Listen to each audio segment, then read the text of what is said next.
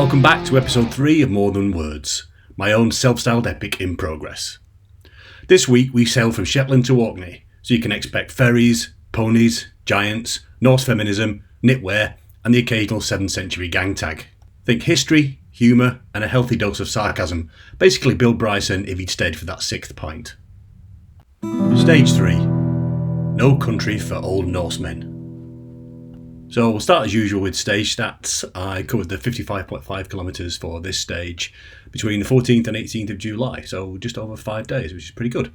I've now covered 166.5 kilometres, which is just shy of 6% of my overall yearly target, and I'm about 3.5 days ahead of schedule, which is also good news.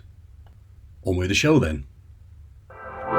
IRL, the curious incident of the bike in the daytime. As I just mentioned, Stage 3 was dispatched with surprising efficiency, racking up the 55.5 kilometres that I needed in just 5 days. Since July the 1st, I've only skipped 1 day of exercise, and that was in Spain in July, where the temperature and complete absence of wind conspired to turn me into a professional umbrella sitter, nursing frozen cocktails by the sea. How long I can keep this level of activity up for is anyone's guess, but it's useful to be ahead. As in a couple of weeks we're off to the Cotswolds, and unless there's a spin bike parked in the middle of the farmyard we're staying at in Cow Honeybourne, yes, that is a real place name, not a very niche culinary trend, I'll likely miss a few days. I fully expect any walk there to end in a pub lunch, rather than a sheen of sweaty effort, more be a bimble than power walk. In a moment of optimism, I unearthed my road bike this week, and I do mean unearthed. It had spent the last couple of years entombed beneath coats, garden tools, and the kind of miscellaneous clutter that suggests I was subconsciously hiding it from myself. A few years ago, on a regular loop, I had a less than cordial encounter with a car at a busy T-junction. I was crossing the T, the car was adding its own full stop, and the result was me sprawled across the road, my bike resembling a semicolon, and an ambulance ensuring several commuter journeys were thoroughly punctuated. Long story short, ambulance ride, broken ribs, broken helmet, broken bike, driver doing the classic blame the cyclist routine, legal action, 1, and a replacement bike that never quite rekindled the romance. My cycling confidence evaporating somewhere between A&E and the insurance paperwork. But here we are, years later, coaxing the trusty steed out of retirement for this challenge. We'll start with indoor training, mostly to reacquaint myself with a razor blade masquerading as a saddle, and see if we can rebuild a relationship without involving paramedics. Right then, on with Stage 3's virtual journey. Virtual Insanity Stage 3, Gulberwick to Sunborough. Stage 3 unfolds in consistently damp conditions, as we spend the entire leg aboard the ferry from Lerwick to Kirkwall. Truth be told, this watery detour continues through the next couple of stages too, which means I'll be exercising a healthy dose of artistic license when it comes to describe the places we're supposedly passing through. Let's face it, even the most enthusiastic route planner would struggle to extract 30 interesting facts about the Fair Isle Channel without resorting to interpretive dance or puffin psychology, and while I'm not above either, we may be drifting into the realm of creative geography for a while yet. I did ask ChatGPT to play the part of Fair Isle Channel researcher, by the way, and it gamely offered 30 snippets of geography, maritime history and natural oddities. And I estimate only 25 of those were complete fabrications, which, all things considered, is a strong showing. For now, we gaze mostly west towards Shetland's mainland island, squinting at coastal settlements as they drift past, with the occasional glance eastward until the land politely runs out. This stretch offers rolling sea, folklore, brochs, and suspiciously smoked puffins. It's less coastal ramble and more nautical nosiness. Game of Ponies, Season 10. Just minutes south of Lerwick, armed with a pair of binoculars, proper ones, not the kind from the Aldi Centre aisle that make everything look like it's happening in a Victorian London pea super, we can just about make out Gulberwick to the west of our ferry's path. The village is classic Shetland, nice beach, a scattering of houses, and more sheep than satellite dishes. Nearby is Clickymin Broch, a well-preserved Iron Age stone tower originally built on a small islet in Clickymin Loch and accessed by a causeway. Dating to around 100 BC, though used long before and long after, it features double walls, staircases, defensive structures and a stone slab carved with 2 feet. This may have been used for inauguration rituals or possibly Iron Age limbo contests. Sources vary. Further south, our squint reveals Brindista, one of the 2 villages with that name on Shetland mainland, suggesting the local council either ran out of ideas or enjoys confusing tourists. This Brindista was once a home to a stud of Shetland ponies with bloodlines more prestigious than a game of croquet refereed by Stephen Fry's butler. The Brindista stud played a notable role in Shetland's pony breeding heritage.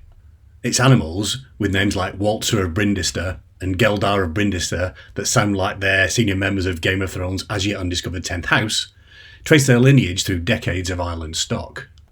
They were prized for their sturdy build, gentle temperament, and the ability to look mildly disappointed in any weather, a trait shared by locals and livestock alike. Thor's leg day went horribly wrong. Next up is Quarf, from the Old Norse meaning bend or winding place.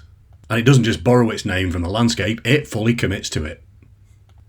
The village is split into Easter Quarf and Wester Quarf, like Shetland's answer to pre-1989 Berlin, but with more peat and fewer spies. And before the 2 halves were connected by road, the land between them served as a kind of logistical relay. Fish came from the west, peat from the east. This does sound like a better deal for the east, frankly, unless you're an early vegan, of course, which in Shetland is roughly equivalent to being a teetotaler at a whisky tasting or having a wool allergy.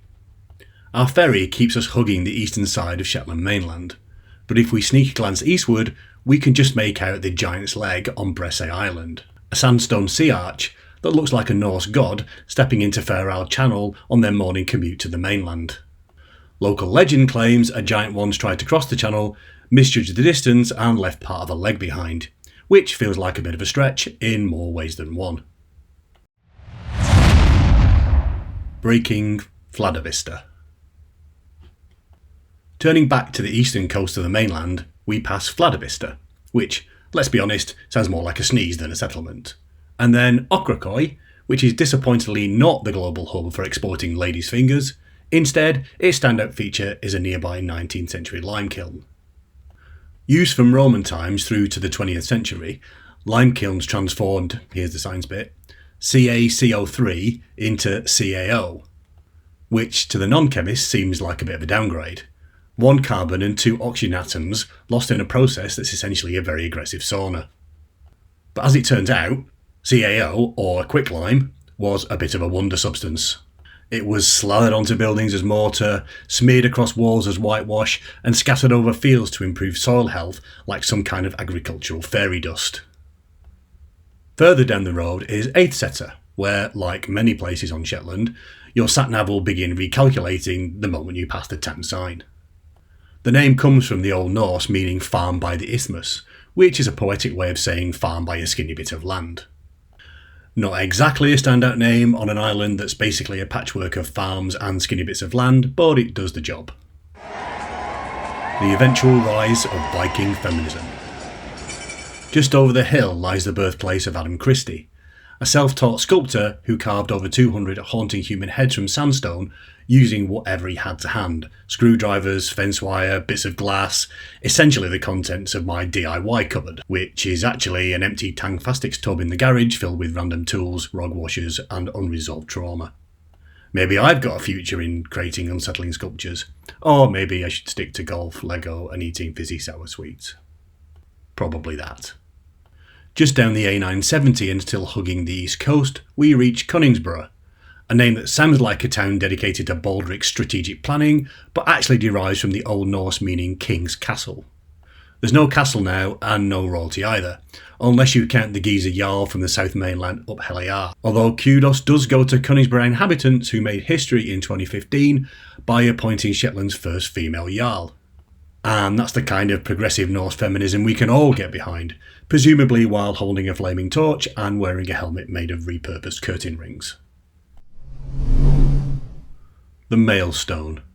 Resting beach face. Our ferry next bobs past Mail. I mean, imagine naming your village after a postal system and still having the nearest post office 2 villages away. It's quietly charming though, a handful of houses, 2 beaches and a front row seat for watching the weather argue with the coastline. But the real draw here is archaeological. No really, archaeologists are going to really dig this bit. Editor's note. If I wasn't doing this on the cheap, then I would have definitely entered a groan sound effect there. The standout piece is the Maelstone, a 1400-year-old Pictish symbol slab depicting a snarling animal mass figure wielding a club and axe, presumably used as a kind of 7th century gang tag to try and ward off Viking invaders.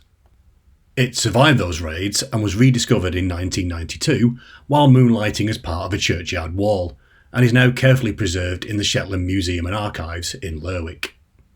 Next on the itinerary, Musa, a stone-built marvel that's been culturally relevant since the Iron Age, which is not bad considering your patio's probably been relayed at least once in the last 10 years. Ours has, anyway. Standing at 13 metres, the Broch of Musa has withstood 2,000 years of storms, Vikings and enthusiastic archaeologists. It remains smugly intact while your garden fence falls over in a stiff breeze.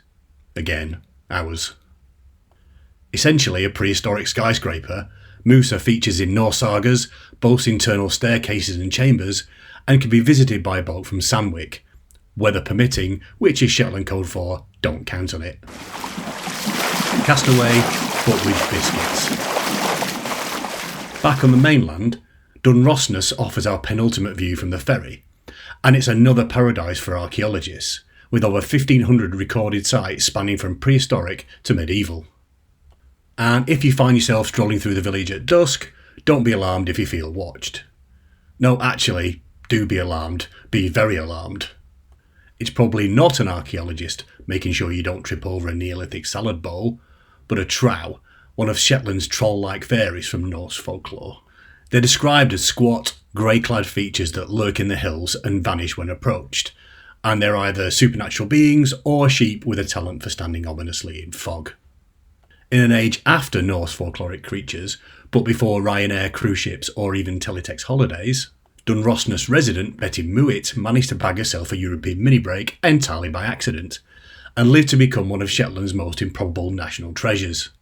In 1886, Betty boarded the fishing boat Columbine, bound for Lerwick. Editor's note here, I've just realised that I've been saying Lerwick most of the time here, and it's actually Lerwick. I've just looked it up. Apologies for that, but there's going to be probably lots more of those as we go. Sorry. Anyway, back to the story. A gale struck, the skipper was swept overboard, and the remaining crew launched a rescue dinghy, but left Betty behind with just a meal deal she took on board, which was a jar of milk and a couple of biscuits. The Columbine drifted like a ghost ship for 9 days across open sea before miraculously washing ashore at Lepsoy, Norway, presumably minus the snacks. The Victorian press lost its collective monocle and the public went wild for the story. Betty returned to Lerwick to cheering crowds and a carriage parade, and Queen Victoria herself launched a 19th century equivalent of a GoFundMe by sending her 20 quid. Betty lived to the ripe old age of 93, and today her legacy is marked by a plaque at her grave and a coastal bothy named Betty Mewit's Bode, where you too can experience maritime isolation, but with Wi-Fi, plumbing and zero risk of drifting to Norway. So long, and thanks for all the seabirds. Our final glimpse of civilization on stage 3 is sombre ahead. If Cliffs had a penthouse apartment, this would be the one with the best view, perched dramatically on the southernmost tip of mainland Shetland and crowned by a lighthouse that's been flashing since 1821. It's not just a beacon for ships, but also a prime viewing spot for thousands of puffins, fulmars and shags. For clarity, all seabirds, nothing to do with flashing. Meanwhile, the sea caves below, best seen on a boat tour, weather permitting / never, aren't your average tourist grottos. Think crashing waves, breeding seals, and echoes that sound suspiciously like the seals and seabirds are arguing over who gets the best spot. And that's a wrap for episode 3, a trip down the A970 but by ferry, which is a logistical paradox I'm quite proud of. Episode 4 promises more of the same, only wetter and with fewer landmarks. At this point, I'm just hoping for a bench and a biscuit. See you next time.